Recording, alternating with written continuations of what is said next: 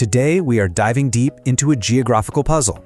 We're talking about lines on a map that were drawn a century ago, but are still sparking conflict and shaping the lives of millions. We're heading to Central Asia to look at its truly bewildering borders. So, if you've ever pulled up a map of Central Asia, you've probably noticed it, especially that spot where Kyrgyzstan, Tajikistan, and Uzbekistan all crash into each other in the Fergana Valley. It looks like a shattered mirror, right? A total mess of tangled lines and weird pockets of territory. You might think the person who drew it was just bad at their job. But here's the thing. It looks like that on purpose. And the real question is why? Believe it or not, there's actually a term for this kind of cartographic chaos. It's called border gore. And it's the perfect description for borders that seem to defy any kind of logic. Geography, ethnicity, you name it. And Central Asia might just be the world's best or worst example of this. To really get why, we need to rewind the clock back to a time before these lines even existed. All right, first up, let's take a look at what this region was like before it got carved up into the countries we see today. See, before the 20th century, Central Asia didn't really have borders in the way we think of them. It was this fluid mix of empires, khanates, and nomadic tribes. Your identity wasn't about what side of a line you were born on. It was about your family, your city, your language, the leader you pledged allegiance to. Power just kind of radiated out from the big cities. It didn't just stop dead at some line on a map. And then, in the early 1900s, well, everything changed. A new power showed up with a completely different and pretty radical idea for how to organize the whole region. That new power was, of course, the Soviet Union. And the speed of this change was just staggering. In a little over 10 years, between 1924 and 1936, the Soviets rolled out this huge project they called national delimitation. They took this complex, fluid region and basically just slammed it into new, rigid republics. And yeah, these are the very same republics that became the independent countries we know today when the USSR fell in 1991. And just like that, the entire logic of the region was flipped on its head. It went from a world defined by people and loyalty to a world defined by these hard, unmoving lines on a map. And these new lines, they were brutal. They sliced right through ancient grazing lands, they cut villages off from their farms, and in some cases, they even forced historical rivals into the same administrative box. The logic wasn't coming from the people on the ground, it was all being dictated from Moscow. So you have to ask, why on earth would they create such a mess? Well, the answer is actually pretty simple and ruthless. It comes down to an old imperial strategy: divide and conquer. The point was never to create stable, sensible countries. The point was control.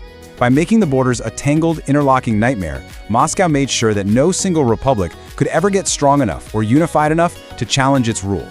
And this wasn't just random chaos. Oh no, it was a very deliberate three-step plan.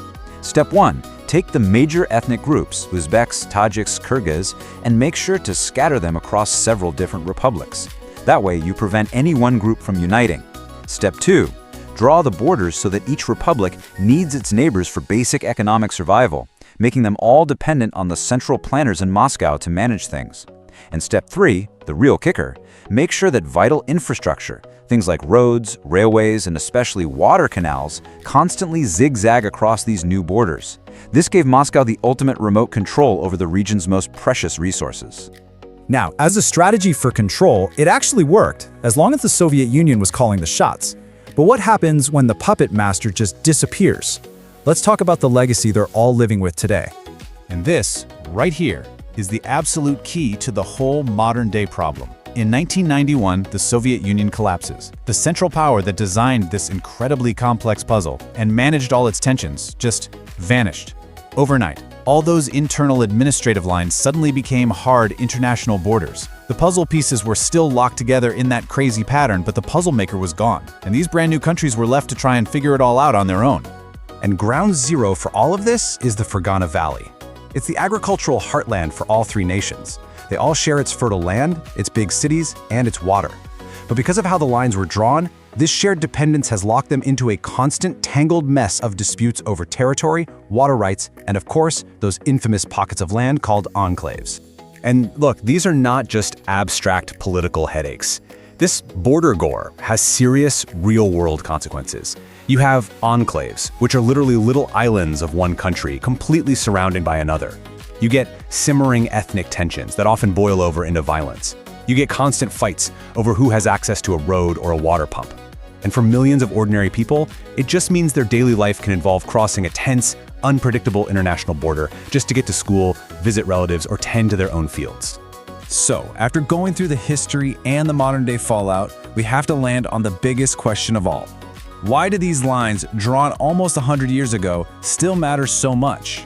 Because what you have to understand is that these aren't just quirks you find in an old atlas. They are active, volatile, geopolitical fault lines. They directly impact security, trade, and diplomacy in a really important part of the world. But maybe more importantly, they are the daily reality for millions of people whose lives are still being shaped by lines that were drawn with the sole purpose of division and control. Which really leaves us with one final huge question. These borders started out as a tool for an empire to maintain control. A century later, their main legacy is instability and conflict. So are the nations of Central Asia just stuck with this forever? Or is there, maybe, a way for them to finally solve this puzzle that Stalin left behind?